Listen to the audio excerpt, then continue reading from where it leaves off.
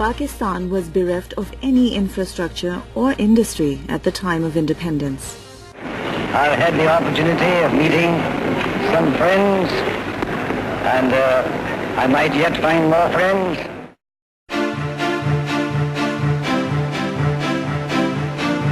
Developmental work began on a mass scale. Pakistan was rapidly becoming a nation to be reckoned with. It was a stable nation with a rich culture and a booming economy comparable to the developed countries of today. Prime Minister Liaquat Ali Khan visited the United States in 1951 and Pakistan joined the free world. Pakistan became a frontline state in the wake of the U2 episode.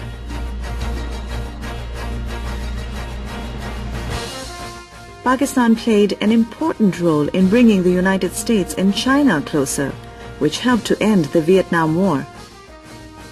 When Pakistan was in need of help and backing from the international community in 1971, it was ignored.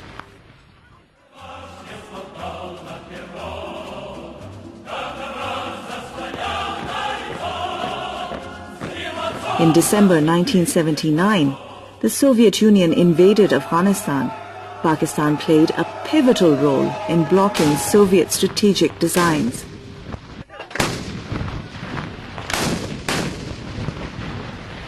The federally administered tribal areas, commonly known as FATA, cover an area of 27,220 square kilometers, enjoyed a unique status as the locals relished sheer liberty as they were bound by their own code of conduct.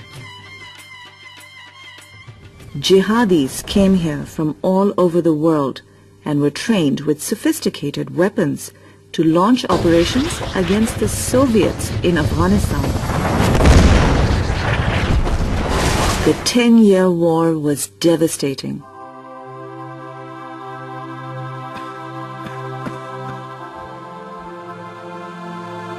Over 3 million Afghan refugees crowded in camps, as well as dispersed into other parts of the country. There was no infrastructure in place to take care of the refugees, and to add to Pakistan's woes, sectarianism, gun culture, and a booming trade in narcotics prevailed.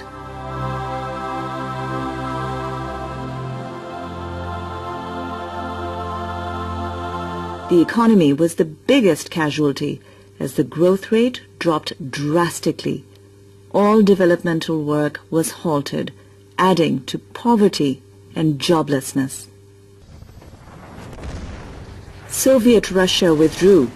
As a result, the Berlin Wall was dismantled. At the same time the Western powers left, there was no scheme to disarm, demobilize and rehabilitate the Mujahideens. Now, the whole world is paying the price.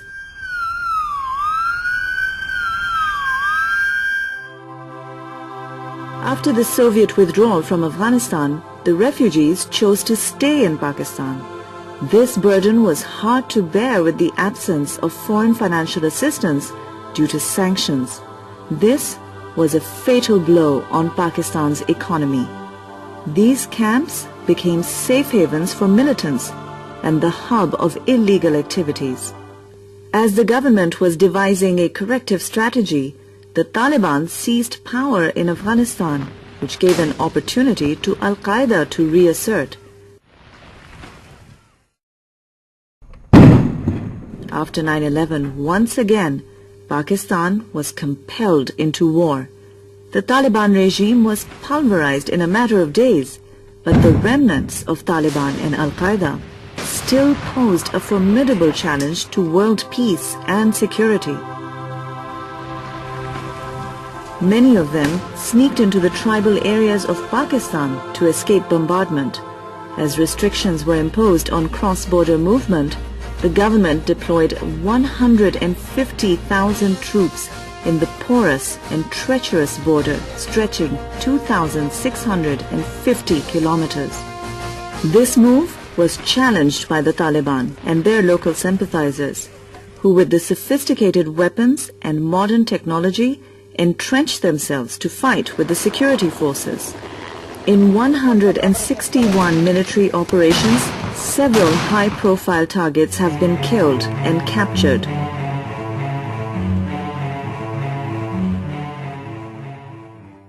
All this could not have been achieved without the supreme sacrifices rendered by the security forces. Up till now, 1,500 soldiers have been killed, while thousands injured, leaving behind bereaved families.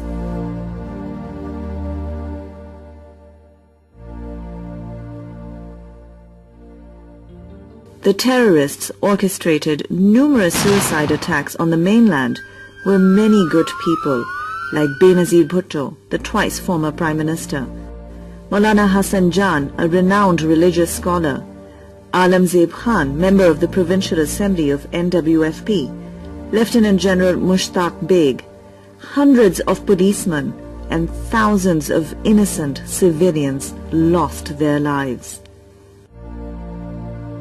To add to the misery, Pakistan has been subjected to 60 drone attacks in the last 3 years, and these assaults are still continuing.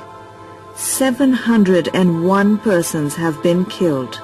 The whole of Pakistan was put under a state of high alert.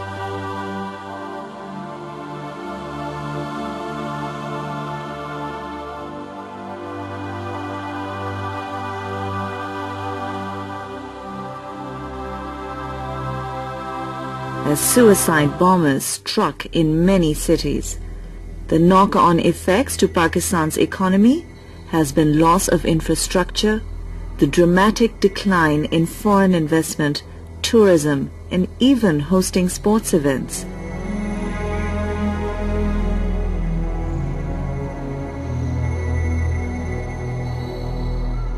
The total losses run into billions and billions of US dollars.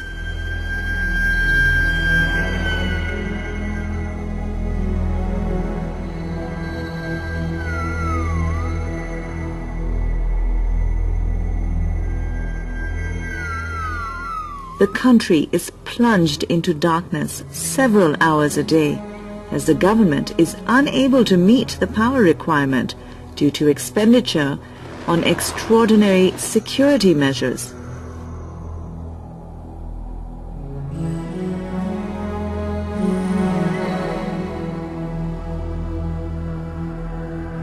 The industry has closed. People are out of jobs. Businesses are shrinking. Every bomb blast crashed the stock exchange. Even then, the resolve of the Pakistani people has not wavered. Islam spread in this region through Sufism, which teaches love, respect, and service to humanity. The Taliban are contradicting this belief and imposing their own by targeting shrines of Sufis. The local people are suffering the largest migration in the history of the country due to heavy fighting and insecurity.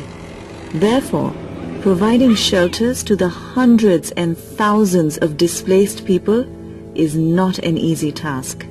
People are dejected and heartbroken and are struggling to adjust to life in these makeshift tents.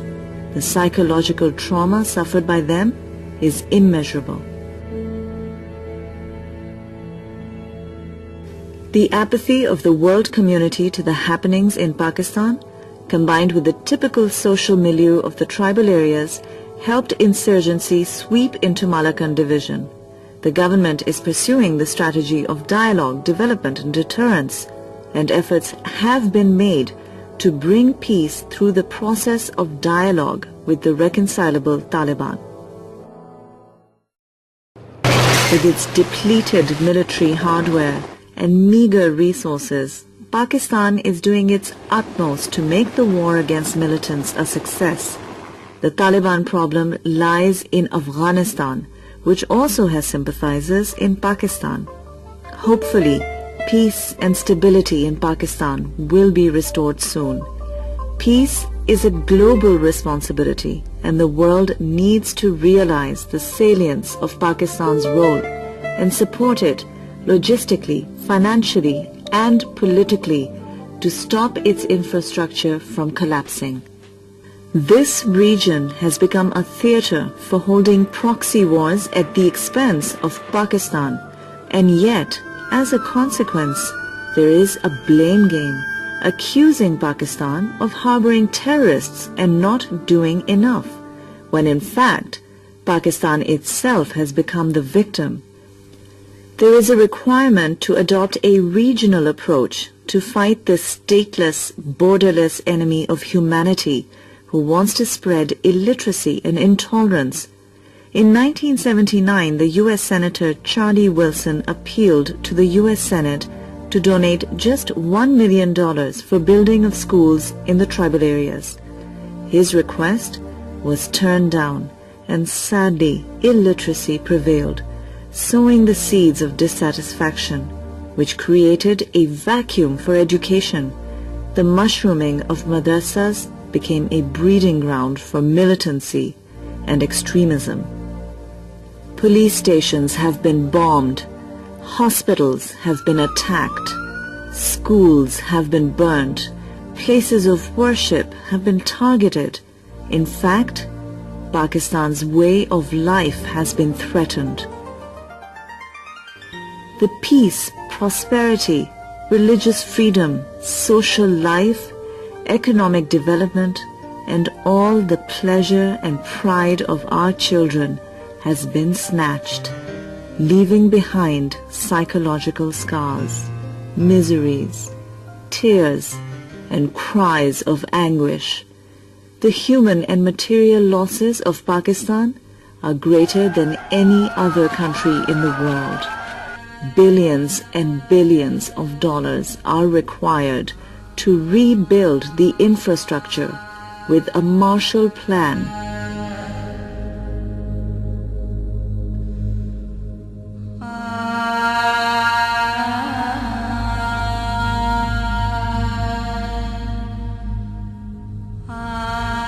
My books have been burned, my pen has been broken, my school has been torched.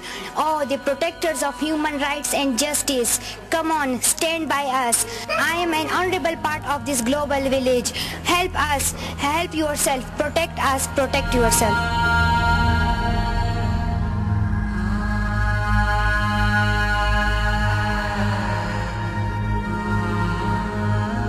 And that is the price of peace.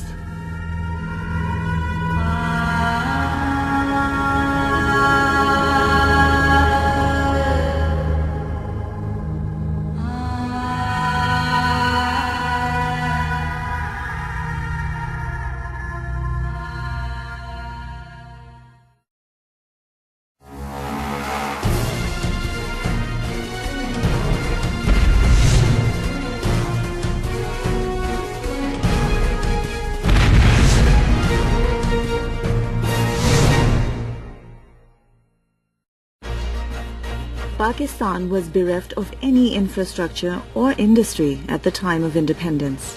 I had the opportunity of meeting some friends.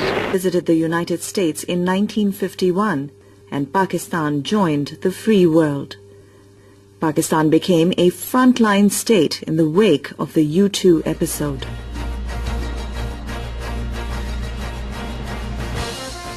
Pakistan played an important role in bringing the United States and China closer, which helped to end the Vietnam War. When Pakistan was in need of help and backing from the international community in 1971, it was ignored.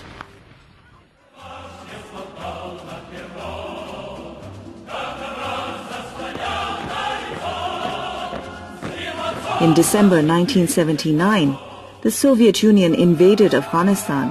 Pakistan played a pivotal role in blocking Soviet strategic designs.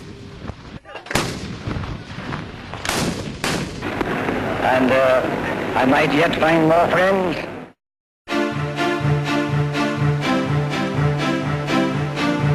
Developmental work began on a mass scale. Pakistan was rapidly becoming a nation to be reckoned with. It was a stable nation with a rich culture and a booming economy comparable to the developed countries of today. Prime Minister Liaquat Ali Khan, the federally administered tribal areas, commonly known as FATA, cover an area of 27,220 square kilometers, enjoyed a unique status as the locals relished sheer liberty as they were bound by their own code of conduct. Jihadis came here from all over the world and were trained with sophisticated